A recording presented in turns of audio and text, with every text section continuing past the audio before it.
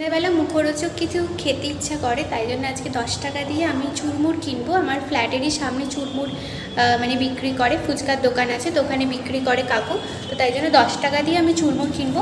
চলো তোমাদেরকে দেখাচ্ছি সেই জায়গাটা। তো চলো ভিডিওটা দেখতে থাকো।